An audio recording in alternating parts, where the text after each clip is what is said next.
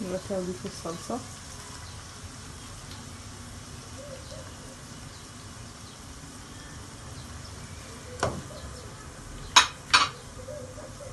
دلوقتي هحط الملح والفلفل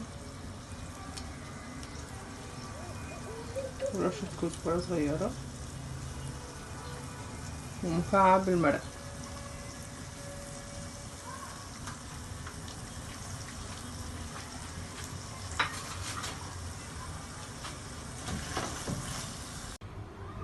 دي صينية البطاطس بعد ما خرجت من الفرن.